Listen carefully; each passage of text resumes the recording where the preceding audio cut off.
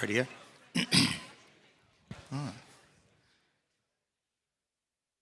Well, good evening, everybody.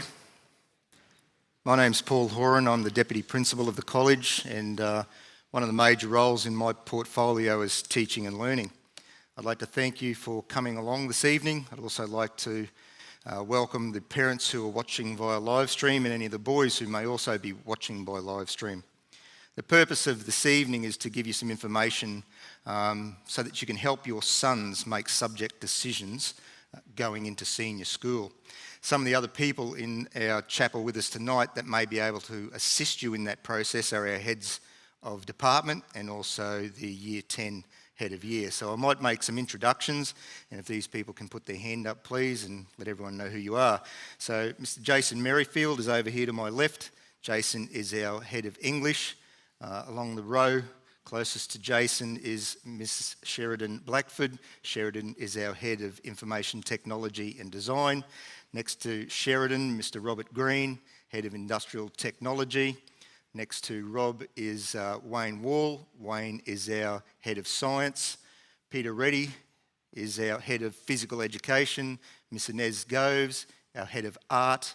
Next to her is Mrs. Kay Morley. Kay is our head of Humanities, which encompasses geography and modern history and business and legal and ancient history when we can get that one off the ground. So she has a very big job in the school. I did see Mr. Bill. There's, most of you know Bill. There's Bill. It's no show without punch, Bill. Thank you very much. So Bill is our head of mathematics and a long-time member of the college community. And our head of Year 10, Mr. Jody Owl, is over here on the side. One of the people who will be looking after your sons, both in a pastoral and academic capacity, is Mr. Matthew Cooper. Matthew is the Assistant Principal Senior School, and Matthew's up the back. So there are plenty of people around who can assist your sons and yourselves in making these decisions, because that's what tonight is about, giving you the information to make decisions. I won't make the decisions for you. Those people will not make the decisions for you, but they can give you information that will assist you and your son make those decisions. Really, my job tonight will be about providing the details around senior schooling.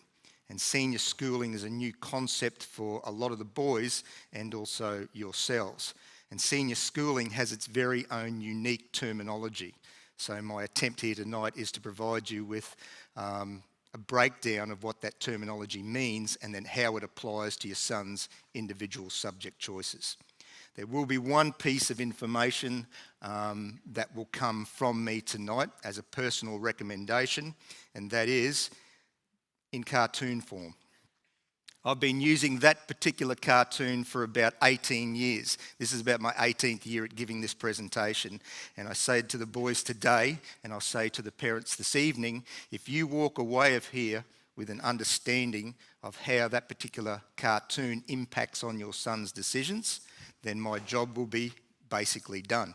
Because the thing we don't want is your son to be that wolf. Wolves are not meant to be sitting at a desk. He's sitting there going, lucky skunks, look at those guys.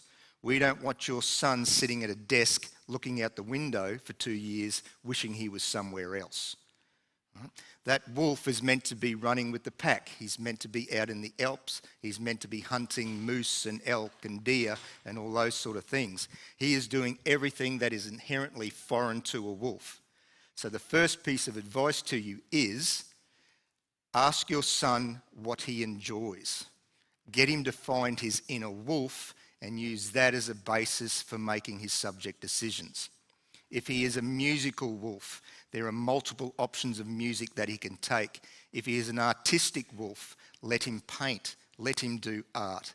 If he's a practical wolf, get him down in the manual arts department undertaking the certificate courses. If he's physical, then physical education is his thing.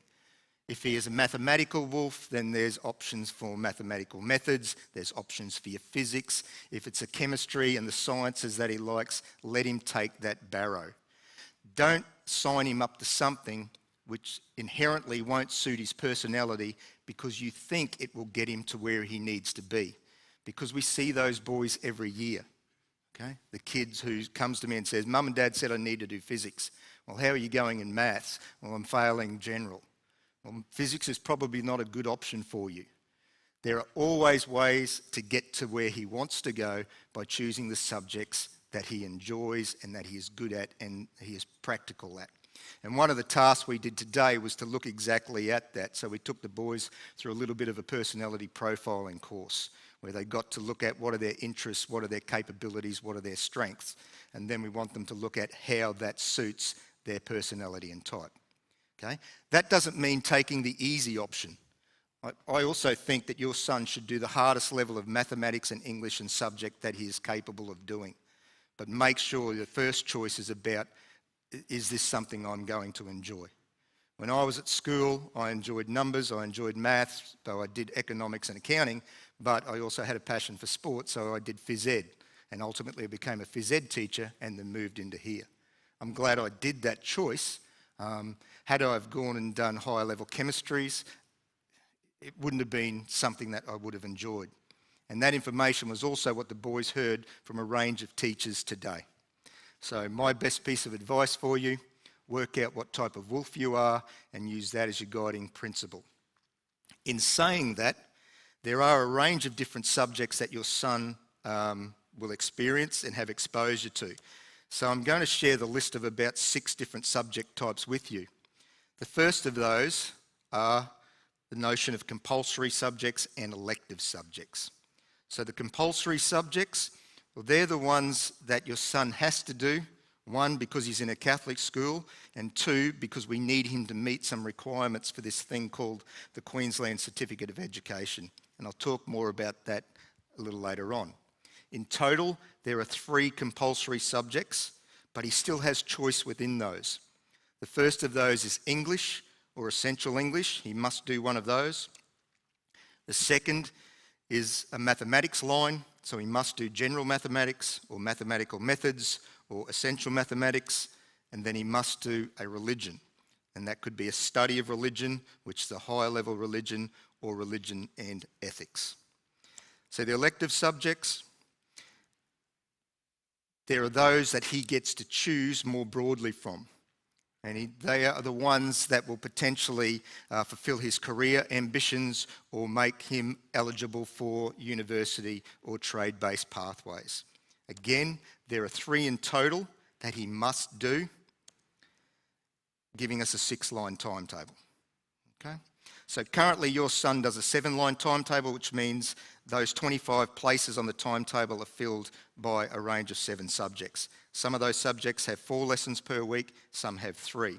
When he hits senior, it reduces to 6 subjects per week, 6 lines on the timetable, and each of those equates to 4 lessons per week.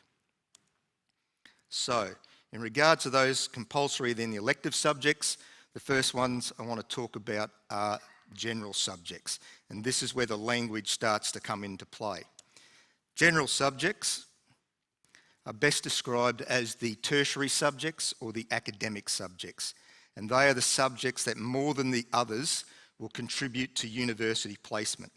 If your son is thinking about going to university, then general subjects need to be first and foremost in his mind.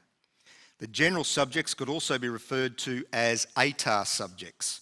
Okay? Matthew Campbell, what does Atar stand for? Excellent, Australian Tertiary Admissions Rank. And the Atar is exactly that. It's a rank that's used to get your sons into university. Okay? And the Atar is produced in a rather strange way, and I'll explain that format as much as I can in a minute.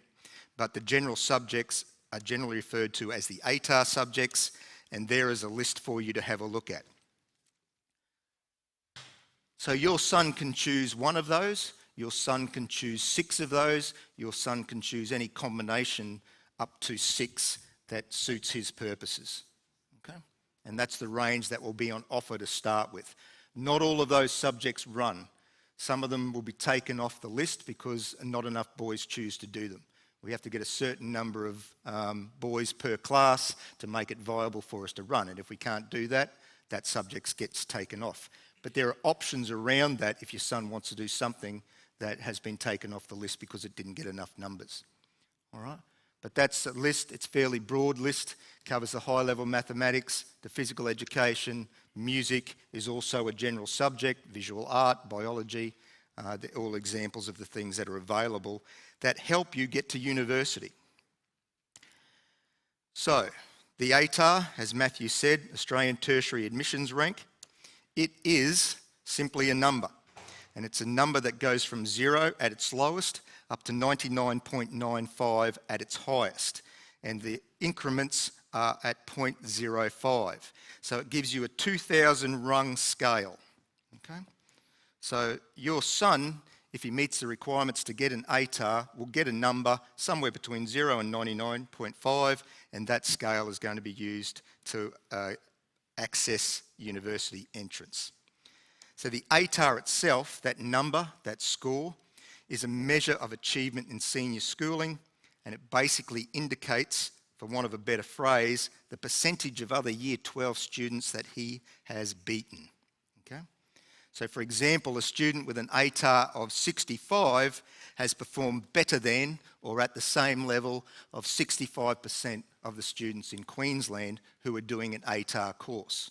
And roughly there will be about 26 to 28,000 students when your son graduates who will have done or completed the ATAR requirements to get an ATAR. In total, there's likely to be something around about the nature of 60,000, 55,000 students graduating at the same time as your son, and again, somewhere in the vicinity of 28,000 will have one of these numbers, this rank, this ATAR. How is it used? Well, it's used as a cut-off entry into university courses. So if your son wants to get into a popular course or a very difficult course, it will require a high ATAR. Less popular courses, less demanding courses will require a lower ATAR.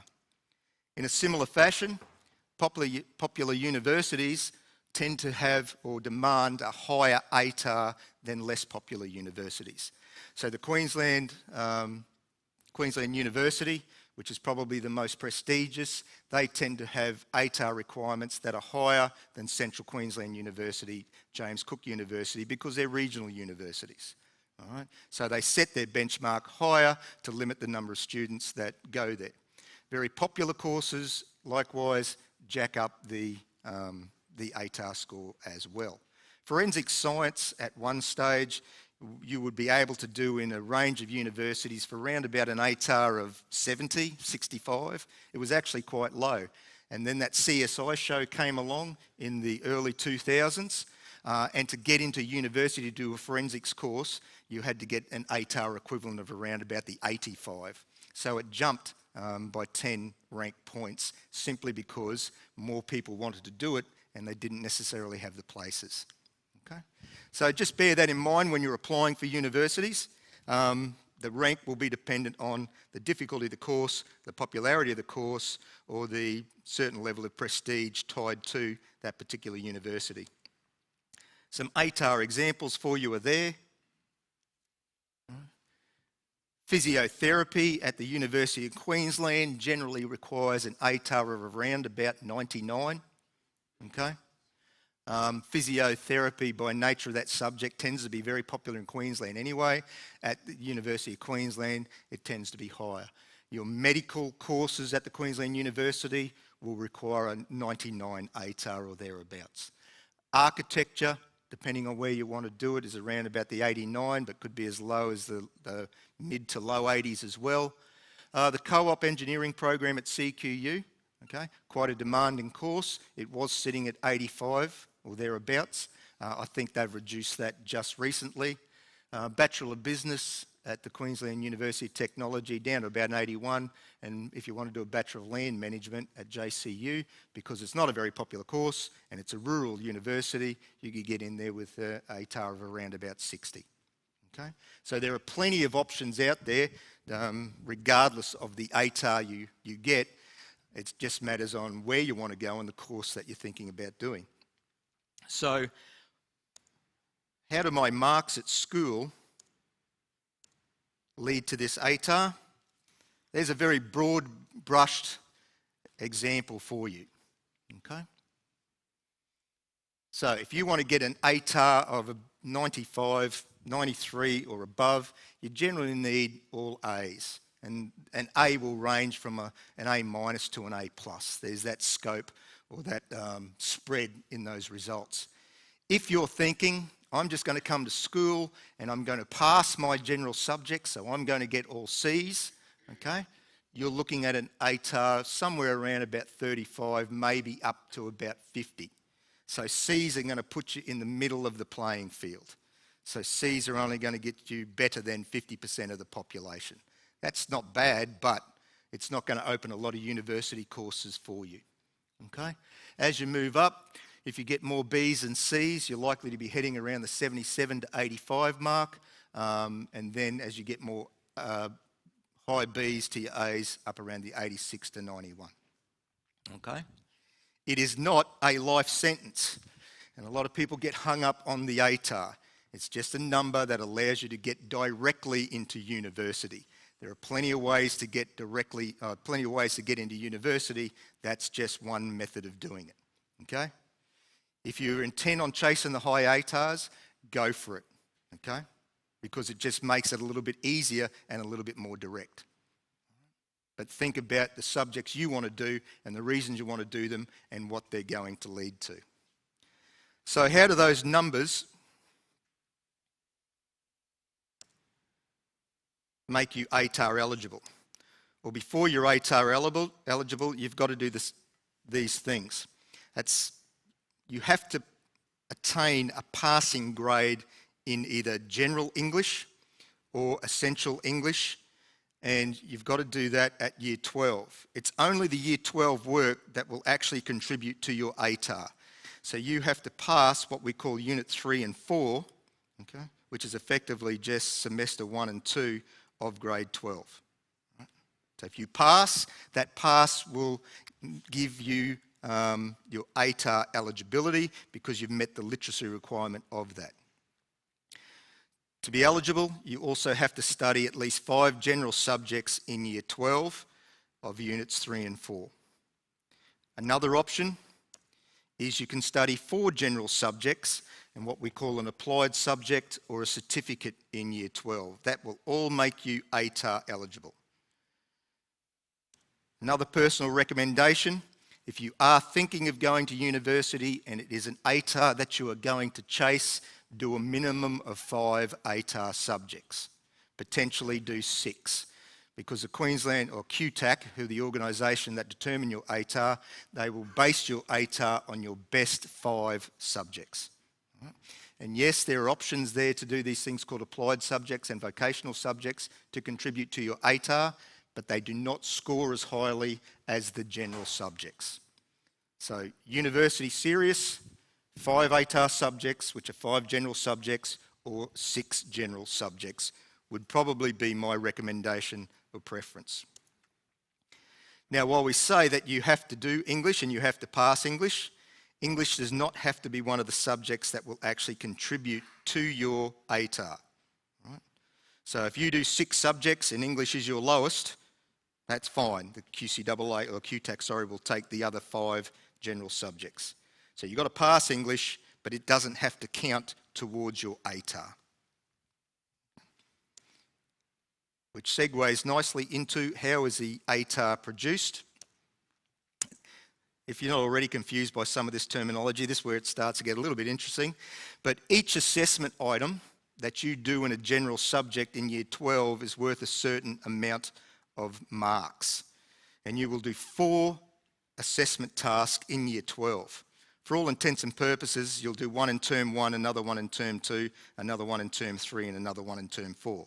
So for a lot of boys, while the level of the assessment task increases, the amount of assessment that they're doing can actually decrease when they hit senior schooling. And the reason for that is because it just gets more complex in nature. So your son will do 4 assessments in each of his general tasks, and at the end of grade 12, he would have achieved a mark out of 100, okay? So if I do English, there'll be a score out of 100. I do mathematical methods, there'll be a score out of 100. Biology, there's a score out of 100. and that works towards my particular ATAR. English, for example, has a different percentage of each of those assessment items to some of the other subjects. So in general English, item 1 will be worth 25% or 25 marks. Item 2, 25 marks. Item 3, 25 marks. Item 4, 25 marks. So you can see your son's potential total score could be 100 out of 100.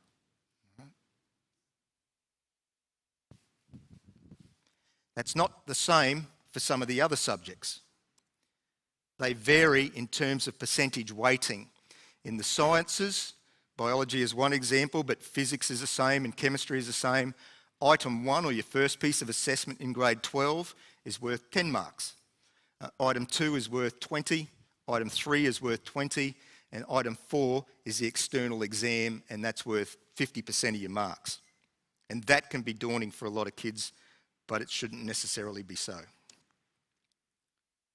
Mathematics methods, the last of our examples. First assessment piece, 20 marks, and then 2 at 15 marks each, and then an external examination of 50%. Again, total out of 100. So, there is a fictitious example of what your son could achieve from 3 subjects, albeit the ATAR is calculated on a total of his best 5 subjects. So you can see there the percentages are across the top and his scores. So for biology, he's got an 84. For geography, he's got 70. For mathematical methods, he's got 72. They'll take the other 2 of his best subjects and add them together to give him a total out of 500. Okay? And some kids get close to 500. Right? And they're the ones that get those ATAR scores of around about the 99.95. Right? And of those kids, there will only be 30 of them. Right? So if you're aiming, guys, for a 99.95, I applaud you and I wholeheartedly say go for it, but recognise that there will only be 30 people of those 26,000 who will get an ATAR score of 99.95. Right? So it's very demanding to try and achieve that. Our Ducks from 2020, Kevin Keller, achieved an ATAR of 99.3. So that put Kevin in the top 400 of those roughly 26,000 students who completed ATAR. The boys who graduated last year got an ATAR of around about 94. That was their highest last year. So good scores are achievable. A lot of it comes down to extremely hard work and your level of motivation and achievement. Right? So you get your score of 500 out of 500, and that's then scaled back to a final score or final percentage somewhere on that 99-point scale. Is that fair? Is that a fair system? Take your best 5 subjects, take your raw scores, combine them all, and then take your score out of 500, drag it back to a score out of pretty much 100.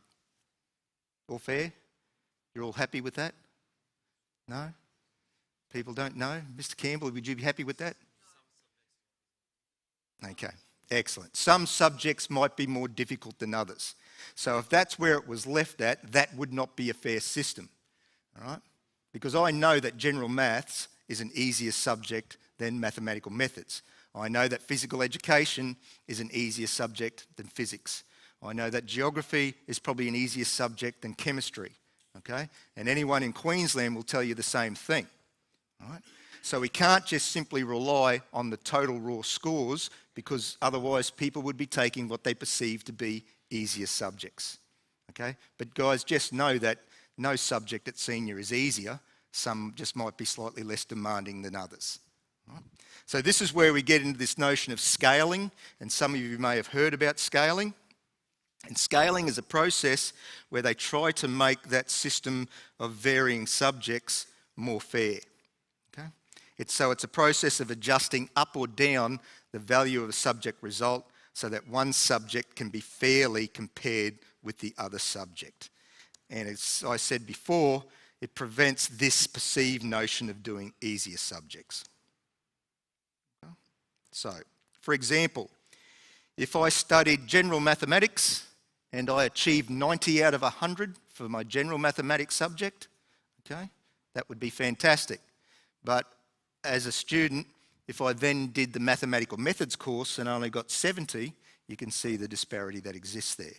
So scaling works up and down to try and make this thing fair. Probably best shown you by a picture. That's how scaling works. Okay. So you can see the top score there is 100 out of 100, and you can see we've got two subjects there, subject 1 and subject 2. You can see the A to E results for each of those subjects. And you can see the outcome of those A to E results on the middle or the centre line. Okay. So, which subject is the harder, do you believe? I'm not going to ask the boys because they know the answer, so I'm going to ask the parents. Mr. and Mrs. Dendel. Which, just a name that just flew out of my mind there. Subject 1 or subject 2? Harder? 2, okay? And you can see that subject 2, the B result has been scaled up to almost the same as the A result in subject 1. You can see that the C result for subject 2 has been scaled across, so it's worth almost the same as the B result for subject 1. Okay? And that's all that scaling is. That notion of trying to make things fair, raising things up or down. Here's what it looks like from a practical perspective.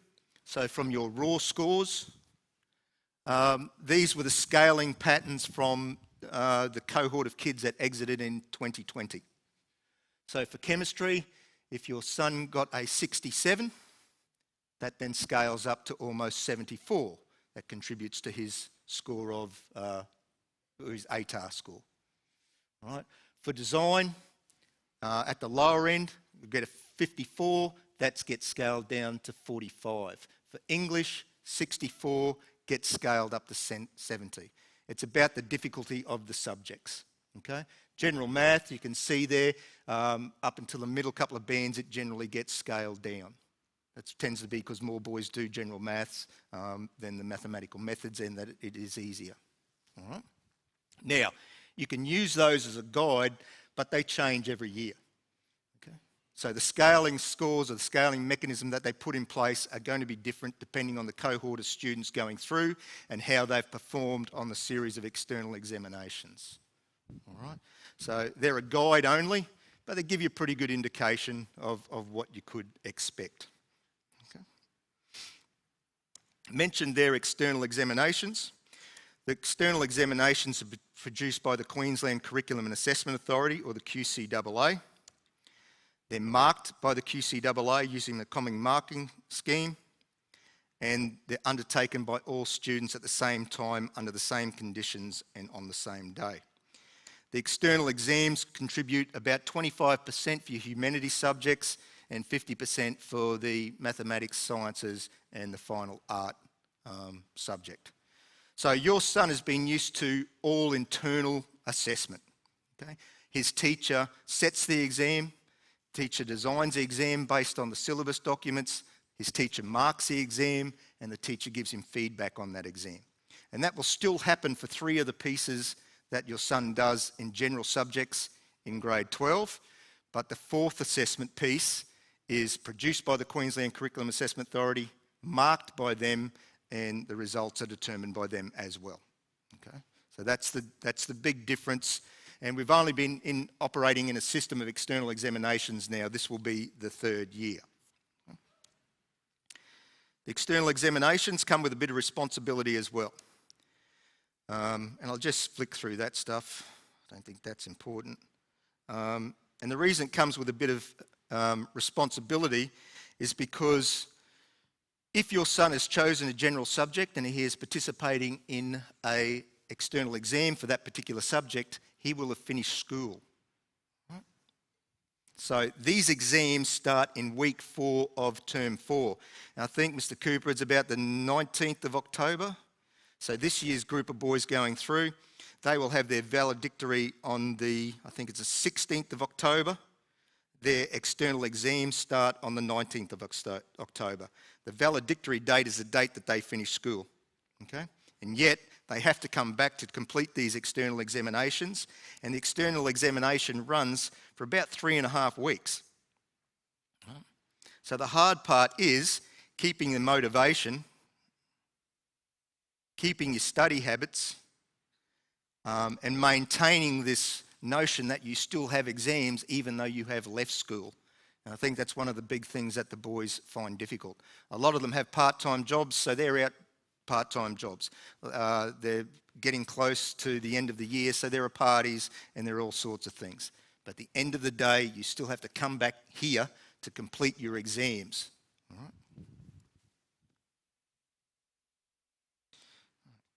So, does anyone have any questions about the general subjects, or the Atar, or the notion of ranking or scaling? Mr. Campbell. Yep. Top 5 will count. No, because again, if you don't pass one of them, the score is likely to be lower, so they will take your other 5. Yeah, as long as it's not English. And as I said, English, we've got a lot of mathematical wolves, so boys will do physics and do mathematical methods and do your chemistries and that type of thing, but aren't so hot at English, but they have to do it to be ATAR eligible, but often for those boys, English doesn't count. They do better in their other subject areas, okay?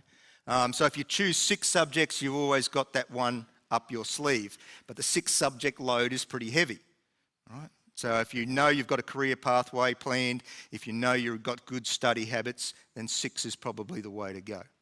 Right? Some boys start with 6 and then drop to 5 when they hit grade 12. That's okay too. Right? But there are combinations of those. So back to our main slide, the different types of subjects. Applied subjects are the next ones. And our applied subjects could be considered as non-ATAR subjects. Okay? They are generally more practical, they have less of an academic demand, and they're often geared towards general life skills or the provision of basic work skills. Okay. And our applied subjects are these ones: essential English, essential mathematics, religion and ethics, visual arts in practice, and aquatic practices. Okay. So your son can do any number of those, up to 5 or 6 that he chooses. Your applied subjects, they don't have the burden of external examinations or that pressure of having 50 and 25% exams at the end of year 12. They do have a total of 4 internal assessment items per year as well, but they are marked on a standard schema more familiar to the boys because it's what our teachers currently do in the junior school. So if you do applied subject, you don't get those raw numbers or those raw scores. You just get the A to E results for those. Questions, comments? No? Okay, number 3, vet subjects. All right, who's out there? Charlie, what's vet stand for? Sorry? Charlie. Surely you were listening when I was speaking when you're amongst that 150 boys today. I'm hurt. I'm terribly hurt. Who can tell me what vet stands for? Gravesy, I know you can because you've been dealing in it for 2 years. What's vet? Vocational Education and Training. So these are an options of subjects for your son. And they are also known as competency-based subjects, module-based subjects, certificate subjects, or trade subjects. And they're called the trade subjects because they are the ones that will directly lead to your attainment of trade qualifications should you take on an apprenticeship. Vet subjects are the precursors for those apprenticeships, and they align directly with industry. Here's a list of our vocational education subjects. Not yet. I thought there was going to be a list of vocational education subjects, but they're not. Some other things about vet subjects: they do not have external examinations. The teachers will allow multiple opportunities to prove that you are competent or that you can do it. So in some of those other exams, you get one chance. If you fail, you fail. That's the end of it. Vet subjects, If you can't make the window frame the first time, your teacher can say, go back, practice your skills, come back, make the window frame for me a second time. And if you prove competent, you can actually do it, then I will sign you off for that. Okay. A vocational qualification at Certificate 3 or greater will contribute to your Atar. Hence, you can do 4 general subjects and a Certificate 3. But again, if you have a look at the raw score that a Certificate 3 will give you for your Atar, you can see that it's probably not a good option. All right? So the boys can do a Certificate 3, but it's only going to be around about a 38 or 40 out of 100. Okay? That's where it's capped. And a D in most general subjects will get you close to a 38 or 40. A C will generally be even higher than that. The beauty of them is vocational education certificates are nationally recognised, which means the piece of paper you get in Queensland in Yeppoon is exactly the same as that you will get in the Pilbara in Western Australia, or it will be the same that you get in Newcastle in New South Wales. So you can use those qualifications and travel with them. Okay. So here's a list of vocational education subjects that the college offers. Certificate 2 in Construction Pathways is your precursor to being an apprentice in the construction industry. Cert 2 in Automotive Vocational Preparation is what's required if you are thinking of being an automotive mechanic. Engineering Pathways is your base level metal fabrication and welding course. So if you're thinking about being a diesel fitter or a boiler maker, that's the one for you. Certificate 2 in Tourism, it will enable you to work in the hospitality industry. If you decide to do that particular course, you'll also get a Silver Service Weight course, a Responsible Certificate of Alcohol statement, you will get your Responsible Gambling licence and a barista certificate as well. So that's pretty much a multifaceted one.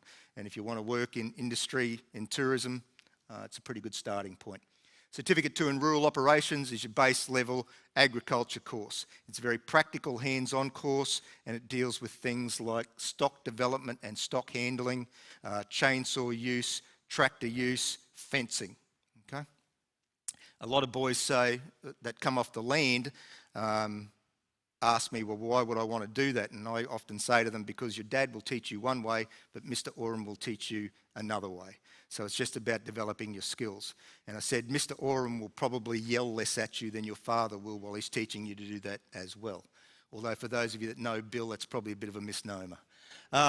Certificate 3 in Fitness is the certificate that will help you become a fitness instructor, and it's the certificate that's required for you to work in a gym, okay, which is a very popular industry at the moment. Certificate 3 in Aviation Remote Pilot is a course that we only started the year before last. That one is about knowing how to be competent in using drones, okay? So your son will get to fly drones, program them, and then use them in industry-type experiences. And the Certificate 2 in Electrotechnology is your base level course an entry point if your son wants to become an electrician. Okay. Most of those courses, well, they're all delivered by us on site, and I think we're fortunate that down in our industrial technology department, the people that deliver those courses have worked in those industries. So all of the guys have trade qualifications, and that's one of the reasons that we can deliver that range of courses for your sons. So does anyone have any questions about the vet subjects?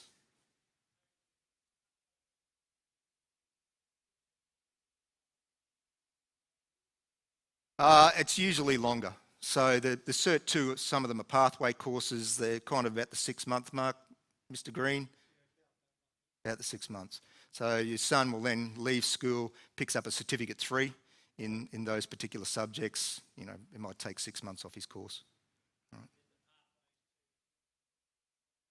Yeah. Yep.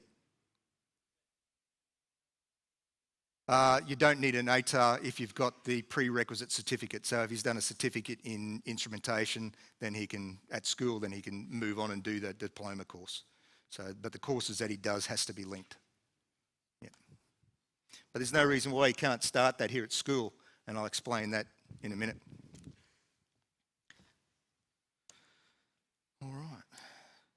Distance education, and this is where I was alluding to when I said he can start courses that we don't offer at school. So the options are fairly limitless.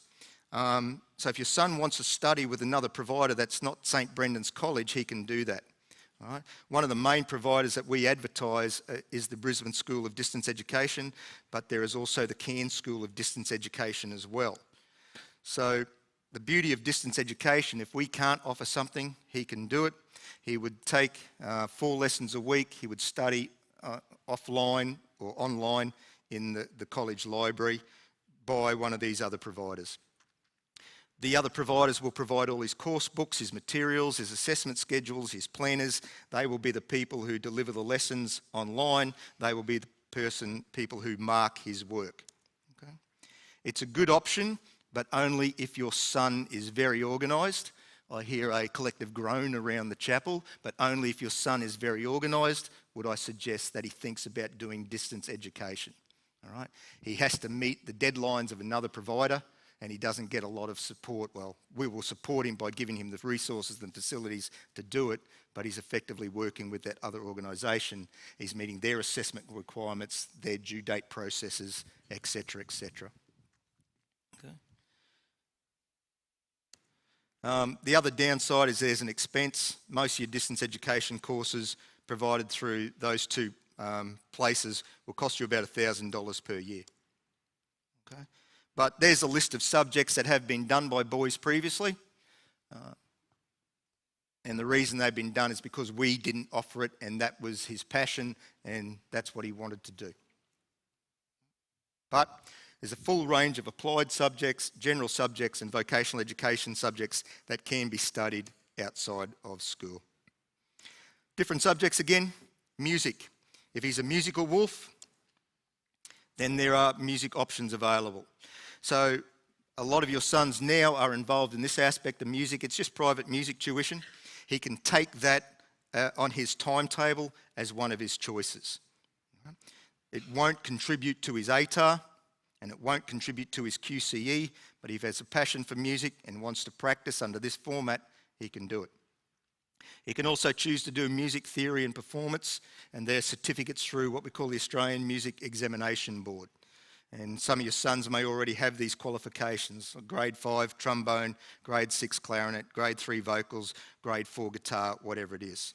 He can choose to do a AMEB certificate as one of his options. And then we also have music as a general subject.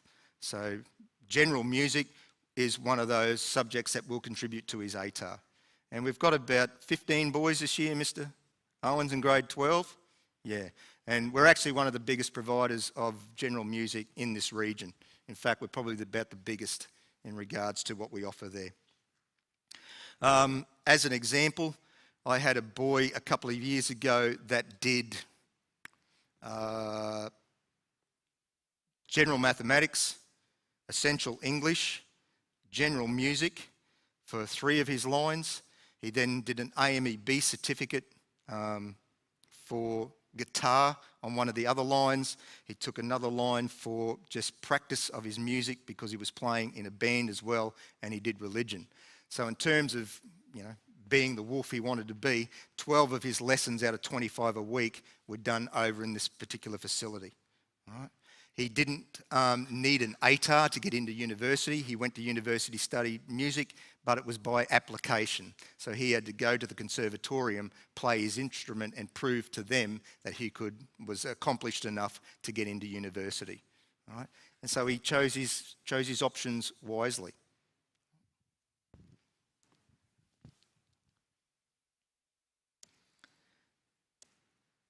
Okay. External providers. External provider courses are very similar to the School of Distance Education.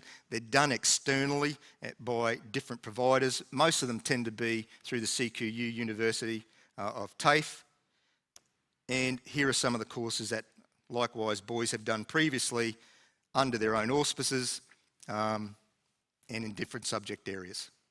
Again, you'd only need to do this if we can't offer one of the courses to you.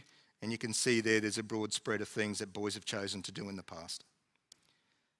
I'll flip over the TAFE courses because that's pretty much just that. University options are another one of those external providers. Your son can start university next year if he wishes to. Most universities have a program where they allow high school students to participate in courses. Central Queensland University, it's called the SUN program, Start University Now. If you want to do that, it'll cost you about $400 per course. We've currently got a boy who's undertaking, is it law? Mrs. Bean out there? He's undertaking law. Yep, doing a unit of law. In the past, we've also had a boy who did a semester of journalism at CQU. He found out he didn't like journalism, went back and became an engineer, but that was a mistake he learned at school and not once he was out into the workforce paying full student fees. So for him, that was a very good choice. Okay. There's just an example of some of the courses, again, that boys have done over the years through the SUN program or through other university entrance programs. Okay. So that's our range of subjects. Something else we probably need to talk about, your son can also choose a study line option, but there's some parameters around that. First of those parameters is if he is doing 5 general subjects, he can have a line of study. So his 6th line or 6th subject basically gives him 4 lessons per week in the library. And he would use that time to maximise his study and maximise the time that he's got for the completion of assessment tasks in his other 5 general subjects. Okay. Likewise, if he decides to do 4 general and either 1 applied or 1 certificate course, he can choose a study line. If he is going to do one of those external courses through TAFE or distance education, he drops a line with us, so he's got the time to study in the library for those online lessons that he will need to do. If he wants to do a school-based apprenticeship, okay, he will need to drop a line, because if you're thinking of doing a school-based apprenticeship, you will likely be out of the school at least 2 days a week. Some of them are completed under 1 day, but most school-based apprenticeships are out 2 days a week. So keeping up with the demands of the work that you're missing when you're out 2 days a week can be hectic. So the option is to drop a study line. Okay. Alrighty, so where to from here? Once we've had the chance to speak to your son tomorrow, he'll hear from the heads of department, and probably by the end of next week or the middle of the week after that, we're going to get him to choose his preliminary subjects. So he goes through the process of going to an online web database and selecting his 6 subjects that he would like to do. Right. Information about that selection process will be sent home to mums and dads, and you can sit down with your son and go, I think this is a good idea or this is not a good idea, let's go back and change those particular subjects. Once his preliminary subjects are in the system, he will then meet with one member of the leadership team to discuss those preferences, and we'll create a thing called a set plan, which is Senior Education and Training Plan. All right? And the idea of the set plan is to make sure that his subjects align to what he would like to do as a career or a pathway after he leaves school. Okay. Once we've interviewed all the boys, during that process we may actually change some of his subject choices, give him a greater understanding of what's needed for those subjects, and then we will send, again, those confirmed subjects home. I then take all those preferences and I work with Mr. Herning, and we take them out of the database and then we dump them into a timetable program, and then we run a couple of algorithms to try and put your son's choices in with the other 150 choices on 6 lines on the timetable where they all fit. Okay? So the purpose of doing that is trying to give everyone the most number of preferred subjects that we can possibly do. 9 times out of 10, your son will get the subjects that he wants. Sometimes we have to get him back and say, this subject is not running, or you can't do it because it clashes with one of your other preferences over there. Once we've finalised those lines and finalised the subjects with your son, we'll send home his subject choices for 2023 for you, for your consideration. Okay? And at any stage through that process, parents are welcome to ring us and talk to us. If you'd like to be involved in the set plan process, you can be. I'll put that offer out to parents when I send out the information. And then, of course, next year, once he gets those subjects and gets started in them, there's always opportunities to change those subjects if need be. Okay. So, I've been talking for a while. Any questions?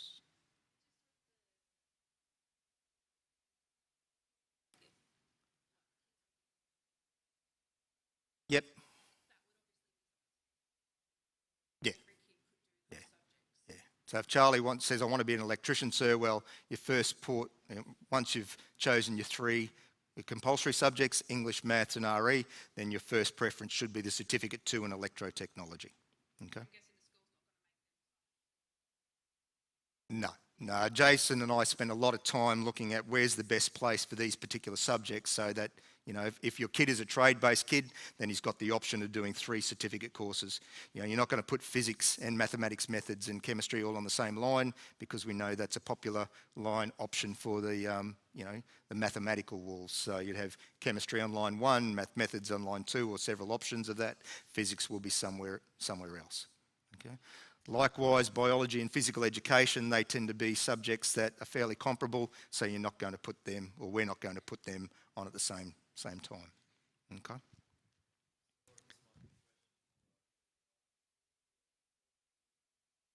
There won't be a Cert 3 Christian ministry, sir. We took that one out. Yep. So your 2 options for religion are study of religion, which is a high-level theology subject, and it also scales well, or the religion and ethics, which is an applied subject. Yep. Okay. So I've been talking for quite a while, as I said. You're probably sick of my voice. So I'm going to introduce some other people who will have some words of wisdom for you, and it's some of our senior students who are sitting up the back. So boys, can I get you to come down, please, and take your spot at one of these seats? It doesn't look very daunting, does it? Row of 6 empty seats up there. There's one missing. Where's Nini Kapoya? He's in the toilet. Okay. That won't be embarrassing when he walks back throughout that door, will it?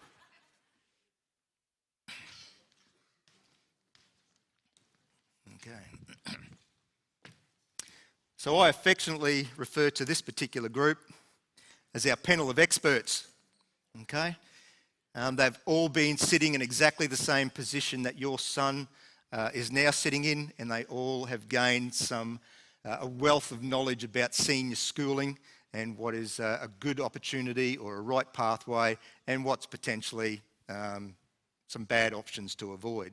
So we have Riley Tyndale-Smith on the end there. We have Matthew Groves, we have Kellen Campbell, we have Mitchell Baker, we have Charlie Busby, and Nini Kapoya is in there. So these guys, I said, have all been through that process. So I'm going to ask them some questions about how they felt at the time and what their career choices and their subject choices turned out to be. So who would like to go first and just tell everyone here? Who knows how to turn that on? Buzz? Yeah, but I can't see. What's it? Is that on? Speak. Yep. There you go. That's great. Folks, this is Nini Kapoya. Right. So who would like to start by just outlining what are the subjects you're doing now and why you selected that range of subjects? Charlie, you've got the mic, so... So I'm doing Cert 3 Christian Ministry, MTP, General Math, General English, and Design and HPE. Yep. So 4 Atar subjects? Yeah, so I'm doing 4 Atar with 1 Cert 3, which is like sets you up for uni pretty much if you do a Cert 3 with 4 General. Yep. Okay, and what do you think you're doing if you're going to go to university? I was looking at teaching, so I'm not sure which if I'm going to do secondary or primary. Yep. But I was looking at that, so just setting up for that. Okay, thanks. Mitch, what are your subjects?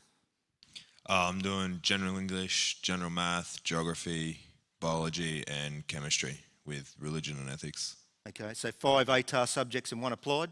Yeah. Yep. You were talking to me early tonight and you're going to Gatton? Hopefully that's the plan. Yeah, to study what? Degree in Ag Science and Agribusiness, hopefully. Yep. And what ATAR is required for that one? About a 75 or a 77. Okay, that's good. Callum? I do math methods, general English, SOR, physical education, and Cert 2 electrotechnology. Yep, okay. And so you will be ATAR eligible? Yeah, I am ATAR eligible, but I've decided to go down electrical apprenticeship pathway. That's why I do electrotech.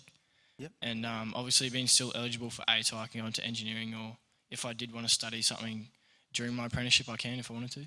Yep, excellent. Matty Groves? I do essential English, general math, construction, automotive and engineering. Yep, and what would you like to do when you depart these shores? Electrician, but I quickly noticed that I picked the wrong subjects. Okay. Well, it's midway through grade 12. When did you quickly notice that you'd picked those wrong subjects? Last week. Probably end of grade 11 after I did some work experience. Okay. So, but you started in electrotechnology, wasn't that right? Yeah. Yep. And then I was dumb enough to drop out of it. Oh, yeah, okay. And guys, like I said, the decisions the boys make are hard, and sometimes they end up in places they may not necessarily want to be. The best way to avoid it is to talk to people and work through that process. But just because you haven't done the Cert 2 Electrotech doesn't mean you can't get an apprenticeship with an electrician. All right, and I was talking to one of the teachers this morning who works heavily with industry, and the comment from the person in industry who was coming into the school was, it's not so much about what technical skills they have. We're looking for people with initiative, time management, a good attitude is pretty much what they're chasing. And I'm sure Matthew has all of that in spades. Riley, what are you doing? I'm doing physics, math methods, general English, SOR, design, and engineering. Yep. Okay, so 5 ATAR Yeah, and 1 trade-based subject. yeah. All right, so why would you pick up the trade-based subject, given you're doing 5 ATAR? I did it because I didn't think I'd be able to handle the study load if I had 6, and then I also like to be more practical. And it was also a way that I could get extra QCE points. Yep. And what do you think you're doing when you leave school? Engineering, At? Rocky. Yep. So do you know what ATAR you need for that one? Around a 72 Okay. for benchmark, yeah. Yep, that's good. And you said you weren't sure if you could handle the 6 ATAR subjects. How have you found it doing 5? I'm definitely happy that I chose only 5 because the workload is still pretty heavy, but I reckon I could have maybe taken it, but I don't know. Yep. Yeah. Yeah. So is it the content that's difficult or the assessment tasks that are difficult? It's mainly just a lot of subjects are all due at the same time, and it all comes very in hard and heavy. Yeah. It's just with the high level of the classes I do, it can be difficult. Okay, thanks. Now we haven't heard from Nini Kapoya, so can we pass the mic down? Nai, what are you doing? So I'm doing Suicide 6, Bio, Chem, Math Methods, General English, SOR, and Physics. Yep. So the Suicide 6, probably not a term we try to promote too often. It's true though. But what it's true though. So, Nai is obviously your science, maths, so he's taken those 6 particular subjects because it suits his nature and personality. But I think you're also looking to go into medicine. Is that Yeah. Yep. Yeah. So what have you found out about going into medicine? Well, I found out that in order to go into medicine, depending on which uni that you have to get a really high ATAR, like 95 and above. And then on top of that, you also have to study for a UCAT exam, which you do in probably year 12. And that also ranks you on whether you pass into it or not. Yep. So have you done that exam yet? Yeah, I've done that exam. Have you received your results? No, I'm not sure about it yet. Yep. And you talked about a spread there of up above 95. Do you know the different ATARs for some of the universities that are around for medicine? Yeah, I believe in UQ it's 95 for the ATAR, and then in JCU it's almost 99 around there. Okay. Well, JCU's the other way around. 95 at JCU or? Yeah. Yeah. No, 99 for JCU. Yep. Okay. All right. And how have you found the Suicide 6? Yeah, so if you're going to do it, time management will be pretty up there. Yep. Because it does get pretty full on sometimes. You'll have 3-4 assessments due within the same week. And then on top of that, you'd also be having a maths exam just the week before. So Yep. that's one of the things to do about it. How is your time management? Yeah, it's been pretty decent. Yeah. I'd say. So do you have a study regime that you follow? Like 3 hours a night, Yep. How many times a week? 5 times. Yep. Okay. So that's probably a recommendation. If you're looking to get the high-end ATAR scores and you're looking to do 5 or 6 general subjects, then it would be 3 hours a night or 3-hour blocks, potentially at least 5 times a week. In a lot of cases, I know people who've, like Kevin Keller, would do that 6 times a week. Right? So there is a very high study demand if you are thinking about taking the high ATAR subjects. But again, good time management also helps through that process. Right? Grade 11, you should be looking to study at least 2 hours a week. 2 hours at a time, 5 to 6 sessions per week. Right? Now, a lot of boys don't do that, but if you want to chase those high-end ATARs, that's pretty much a benchmark recommendation. And I don't think that it'd be just me saying that, but our teachers would also say that, and the people who work with kids in study regimes, they would also be saying that. Okay, Charlie, you got a study regime? You got a study? Oh, routine. Do you have a study routine? Yeah, no. So if I'm studying, I don't like to work too long. Like in one sitting, I'll work for like half an hour and then get up for about 10 minutes and then have a short break and then get back into it. Yep. And that's probably advice that I highly recommend, and I know Charlie and I've talked about that when he was in grade 10.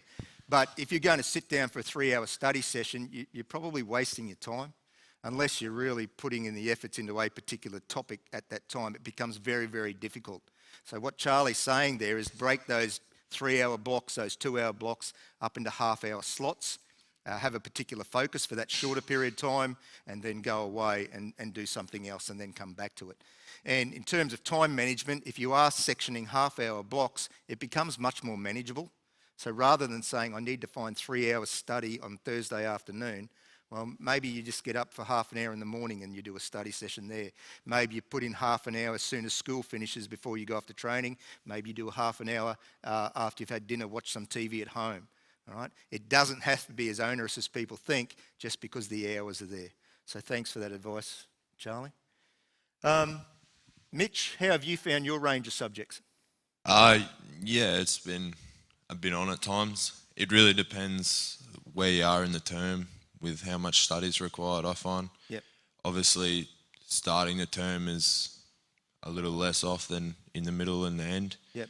And it just up and down, I guess, like throughout the middle of the term, pushing towards the end of the term, depending on whether you got assignments or exams. Yep. Yeah. And have you guys started preparing for the external exams? Yeah? Yes. Okay. Can you tell parents how you're doing that? So for English, we started at the end of last term preparing for Macbeth through Shakespeare. So that's 3 class and then small study sessions throughout I've been doing to try and memorise quotes and understand characters and stuff. So you're trying to remember quotes now for your external exam in October? Yeah, Yep. sort of. Yeah. Oh, that's good. Kel, what about you? To be honest, my time management is probably pretty poor Yep. with sport and just applying myself. It obviously gets a bit hard doing ATAR subjects and then also having lots of commitments outside of school is really hard to juggle. Like, can't stress that enough. There's been a few late nights and early mornings. Yep. But we get there in the end. Yep. And yeah, just apply yourself at the end and put in the effort early and don't do what I do. Yeah. So what made you sort of take the tack of I'm going to do an electrotechnology, get an electrical apprenticeship, and then think about uni afterwards? Well, in electrotech, you get your Cert 2 for starters. And when you go into TAFE outside of school for your apprenticeship, it's just a refresher with everything you've already done in the Cert 2. So you're not learning it. You're pretty much ahead of everybody else who firstly comes into TAFE. Yep. And then doing physics and maths as well. Like physics really works well with electrotech as well, with the maths and all that sort of stuff. So yeah, it works really well together. Okay, good. Matt, how have you found the workload in your certificate subjects compared to your general subjects, general mathematics? I think there's less, but you still have to apply yourself, and there's always stuff to do. In what way? Well, you always have homework, and For your vocational subjects? yeah, you got like booklets that you got to fill out. Yep. And if you were to work in class on those booklets, that doesn't negate the homework? Yeah, that's basically me. I just do it all in class, and Yep. I think there's probably only a numerous amount of times where I've had to do it at home. Yep. Okay. Riley, any advice for these people in regards to study habits and patterns? Well, when study gets really hard, I usually do probably an hour after school, and then in boarding we have a set hour that we have to do study, and then I might do an hour and a half or 2 hours after lights out. Yep. So And you're up around the 3-hour mark as well? Yeah, when it gets really full on. Yep. Yeah. What about the certificate in engineering? Nah, I never really have any homework with that because it's all booklet, and like Matty, I just do it in class, and it's really simple and easy. Yep. Okay. Guys, have you made any mistakes along the way in regards to subject choices? Yeah. Matt? I think Matt explained to us his little dilemma. But what was the reason for getting out of the electrotech in the first place? I couldn't tell you, to be honest. Yeah. I wanted to be in engineering. I'm still glad that I did that because it's my favourite subject. Yep. But I just wish I dropped another subject. Okay. There you go. Kel, you sort of looked like you were shaking your head there when I said what mistakes have been made along the way. I guess knowing at the start of the year or at the end of grade 11 that I wanted to pursue an apprenticeship as an electrician is pretty hard doing ATAR subjects just with the workload and how heavy it is trying to motivate yourself to do those subjects when you know you're not going to go to university. I guess that's pretty hard, and then especially now in the business centre, it's really hard to motivate yourself. But yeah, when you know what you're going to do, just put in the effort and go for it. Yep. So I haven't really made any mistakes really, just got to go for it. That's good. Charlie, you did change some subjects early on? Yeah, so I when I was in grade 10 I did not do SOR, and then I thought, and coming into grade 11 I chose SOR, and I couldn't do it. It was just such a big step from religion and ethics in grade 10 to SOR in grade 11. Yep. And with that workload and everything, even then with 5 general subjects, it was a bit difficult, but nah, it's all right now. So was it the language of SOR or was it the amount of words for the assignments? Yeah, probably the language. I just felt like everyone else around me had a better understanding than I did, because I think they start that in grade 9. Yep. Is that Grade 10. right? So I joined in grade 11, so I felt a bit, Okay. But no, I'm doing Cert 3 Christian Ministry now, so it's good. Yeah, thanks. Noi, last words from you. Advice for mums and dads, advice for the boys? Well, the best advice I'd probably be able to do is to be able to prepare yourself now. Because I remember when I came in and I did math methods, some of the concepts and stuff I had only just recently learned for the first time in my entire life. Because when I was younger, in year 10, year 9, I had never done any of this stuff before. So I had to come, learn it quickly. So the best thing that you can do is just start preparing now, really. Okay, that's great. Guys, thank you for coming along this evening. Thank you for sharing your stories with us. I always look forward to hearing what a panel of experts has to say in relationship to the subject choices, because they're the people that are dealing with it now, and they're the ones that can provide you the best amount of advice and information. So folks, can we just get you to put your hands together for the boys, please, for coming along? Hey? Oh, Mitch Baker, he's the new host of this show. He just said to me, "Are you, any questions?" So folks, do you have, oh, look at that. I get one question. You guys get a stack of them. So questions from the crowd. Let's see how this goes. Don't need a mic? Okay.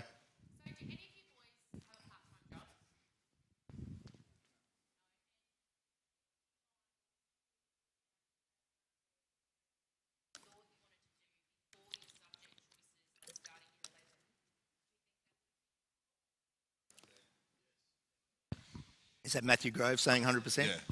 So I know myself, I did work experience as an agronomist halfway through grade 10, and that was what I was like unsure of. That was one of my options, and doing work experience definitely helped with that.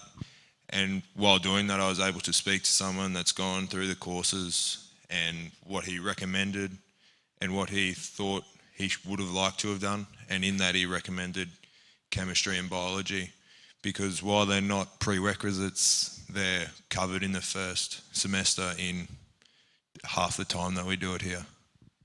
Yeah. Other questions? It was up the...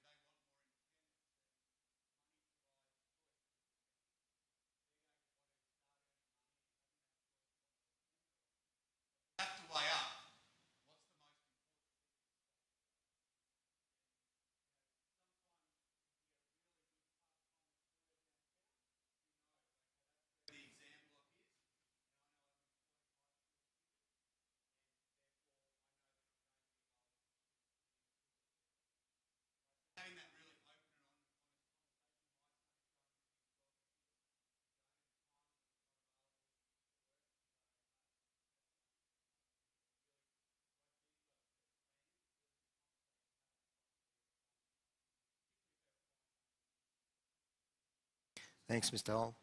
Nicole, were you going to ask a question?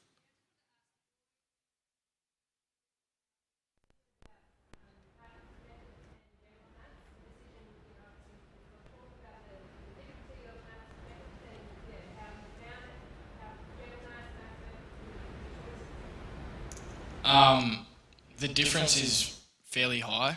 Like being in methods, there are so many concepts and lots of stuff you have to understand. And the workload's also pretty high as well with methods as well. Just trying to get your head around everything before the exam, it's definitely not something you have to leave to the last minute, or you have to keep going throughout the term. And especially now going to externals, we've started studying since the start of this term or the end of last term all the way for our externals next term. But I'll give it to Mitch to talk about general. Yeah, so I did methods for half of grade 11, and methods is barely English. It's ridiculous. But in saying that, general is not easy either. It's not a whole different language to methods, but the concepts and stuff in general are a bit odd, some of the stuff. We're doing a unit at the moment with networking and finance. Finance is helpful. Networking is a real headache. So just one thing to keep into consideration, none of the maths are easy. None of them are like the OP math that Dad called math in the garden. It's not like that. You have to apply yourself to whichever one you do. So, yeah. When this new system, this Atar system, was introduced 3 years ago, there was a really raising of the bar in regards to the minimum benchmarks for the English and the mathematics especially. So, there are essential mathematics is still quite a difficult level of mathematics. Essential English is also a difficult level of English. So I don't think any of the boys can walk into any of their subjects and think, I'm just going to cruise through it, because that won't happen. All right? And as Mitch said, mathematics methods tends to be a different language. It's barely English. And boys do struggle with it. But again, if you can take the higher level mathematics, you're always going to get benefits from doing that. But you've still got to have a passion for mathematics to start with. If you know you're not going to put the effort into your mathematics method, if you know you're not going to study to try and grasp those concepts, I'd start with the general mathematics. And you saw the benefits of the scaling. So mathematics methods will scale up. So, if you're only getting a C in mathematics methods, it will still contribute to your ATAR by being scaled up.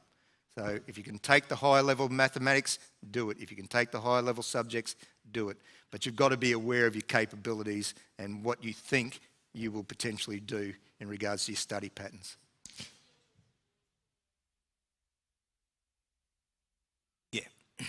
Yeah, and we'll have a look at their report cards and results and see how they're tracking and make advice from them. We'll also get the boys to talk to Bill and the mathematics teachers, because I think we need to rely on their judgments, because they're the ones working with the boys on a daily basis.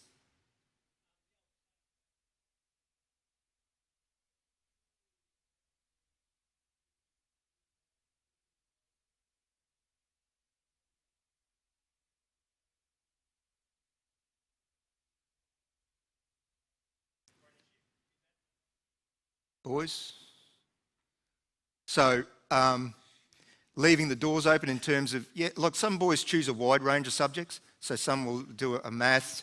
You can do a science, a mathematics, a humanities, an art, a physical education, and cover that broad spectrum of interests. That's often okay for setting you up with some prerequisites for a wide range of different university courses. Okay, that's probably the only advice I've got in regards to that. Yeah.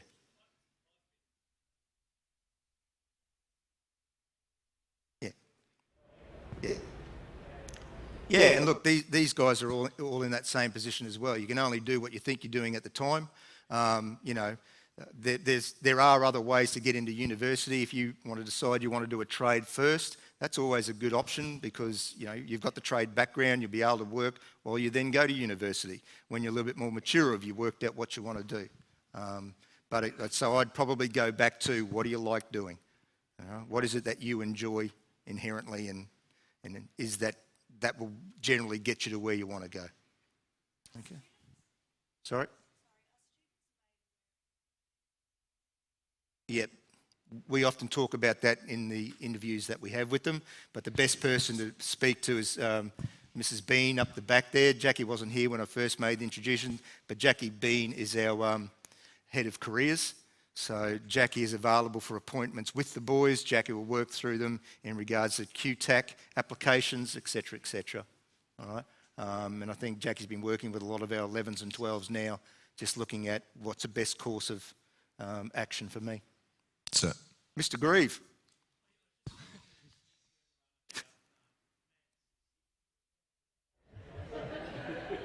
So I was just about to say something, but no one was looking. If you look at all the maths that's on offer, probably the maths subject where the students in the school would be most happy would be, believe it or not, in specialist maths.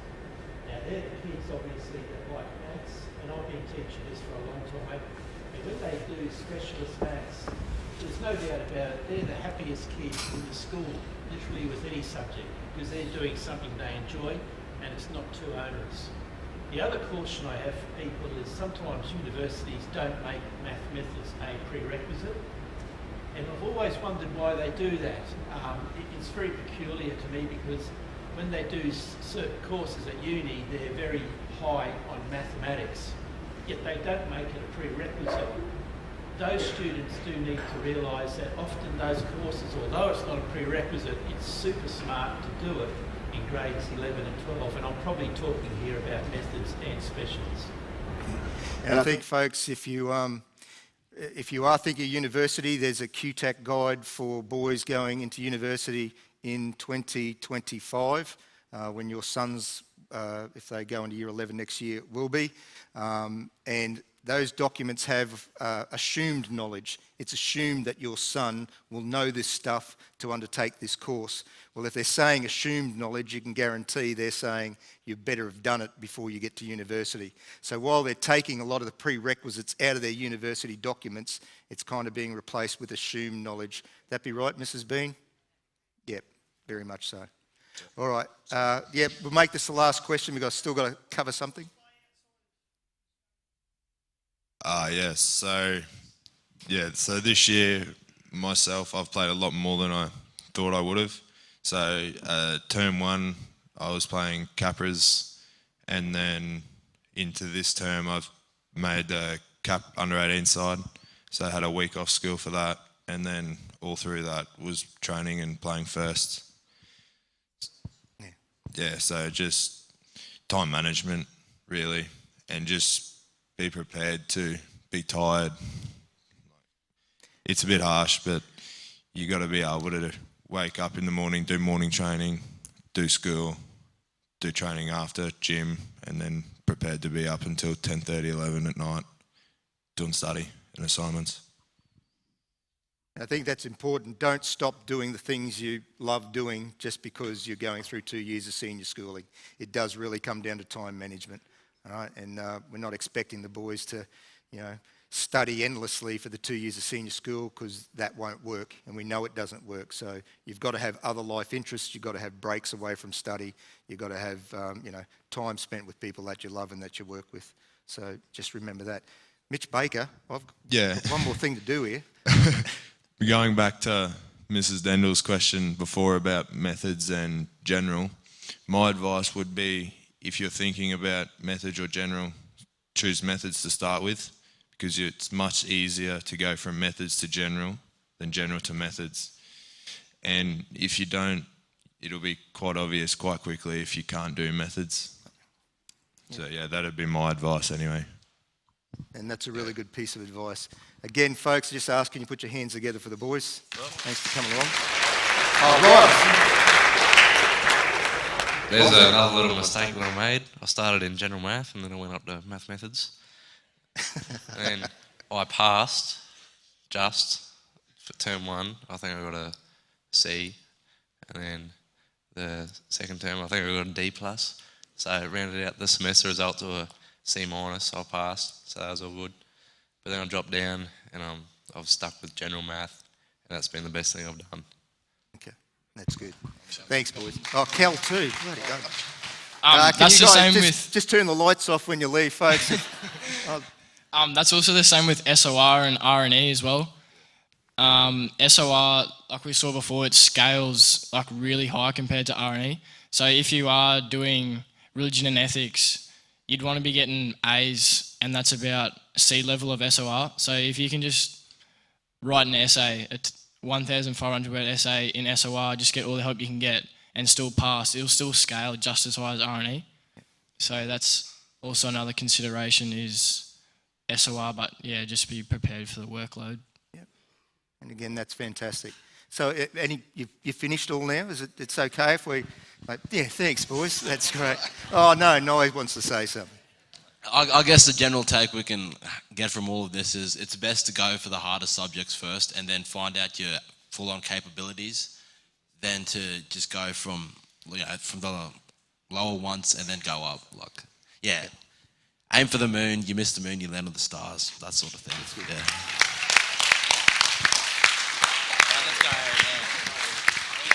Yeah, you're going. Get out. Thanks again, guys. That's been fantastic. All right. So, folks, there is one last thing I have to mention this evening. And again, I'd just like to thank the boys for their words of wisdom, because it is always good to listen to them. The last thing, and they didn't really talk about it, was the QCE. So the QCE is this thing called the Queensland Certificate of Education. And that's what the Queensland Certificate of Education looks like. It's a single-page degree-style qualification that your son could walk away with at the end of grade 12. For all intents and purposes, it is what most of you would have referred to as the senior certificate, your year 12 certificate. They've changed the terminology now. It's called the Queensland Certificate of Education. What do we know about it? It was introduced in 2008, so it's been in the education domain now for about 14 years. It is a credit or a points-based certificate. It is a minimum standard certificate. It is not a time-based certificate.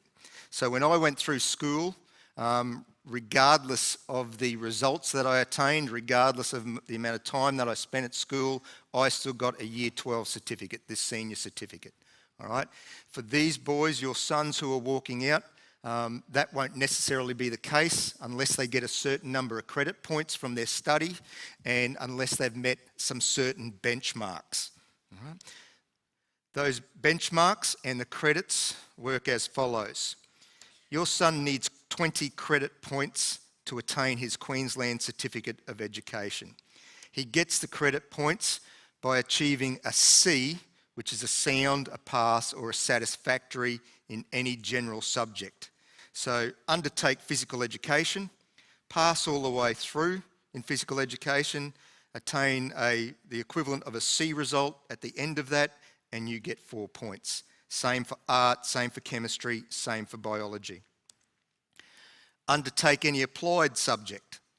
Essential mathematics, essential English, aquatic practices, religion and ethics. Pass that subject at the end of grade 12 and you will get 4 points. Undertake a VET certificate. Certificate 2 in engineering technology. Certificate 2 in electrotech.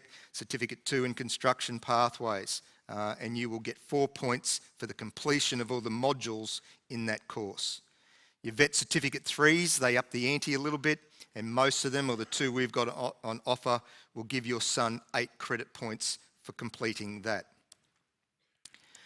Your AMEB certificates, they only offer 1 point. If your son chooses to undertake a school-based apprenticeship, by virtue of signing up for that apprenticeship, he will be participating in industry and he will get 4 points for his 100 days that he completes in industry as part of his school-based apprenticeship. If he's undertaking a school-based traineeship, that will be worth 4 points to him, but the 4 points will come from the completion of the certificate that he's doing while he is undertaking that traineeship. If he decides to go to university, he will get 2 points for a 1 semester course and he will get 4 points for completing 2 semesters. Okay? So that's the credit point requirements. In regards to those accruing those points, there's a couple of things that we also need to know. The first is to get the 4 points maximum per subject, he needs to make sure that he completes, or passes each of the units along the way. So passes the assessment requirements for semester 1, semester 2, semester 3, and semester 4 of year 12. He can also get partial points along the way, so he might pass Unit 1 of English, fail Unit 2 of English, and then pass in grade 12. That would give him 3 points. He wouldn't get the full 4 because he's missed that 1 unit along the way. Here's an example of what that might look like. Okay. And you can see up there this person's results for each of the units that they're undertaken and the final QCE credit points and the final total number of QCE credits that he's attained. Most boys will do 6 subjects, so if they pass all of those, that's a total of 24 points that they will potentially accrue, and they only need 20 points. Okay. Another, I guess, funny thing about senior schooling is that at Year 11, Unit 1 and Unit 2 are not graded necessarily against an A to E scale, and while we do give the boys their raw score results for their general subjects, the Queensland Curriculum and Assessment Authority only ask us to provide you with a U or an S, so satisfactory or unsatisfactory for that particular unit. So on his report card, you will see A to E results. When we put those results into the system for the QCAA, we change that to a satisfactory or unsatisfactory. Then in grade 11 and 12, grade 12, it goes back to A, B, C's and D's. It's a bit complicated, but basically keep passing, you get the results. Another example, here's a boy or a girl that's achieved 22 total credit points, and you can see there the subjects that they've passed in Year 11 and the ones that they've completed in Year 12 and the points that they've accrued along the way. Okay. So that's the credit point requirement. There are 2 more requirements or 3 more requirements. One of those is called a literacy requirement. So at some stage in Year 11 or 12, your son has to pass one of those units. So he has to get a C in either English or Essential English for Unit 1 or Unit 2 in grade 11, or he has to get a C in English or Essential English for Unit 3 or 4, but Unit 3 or 4 has to be completed as a pair. All right?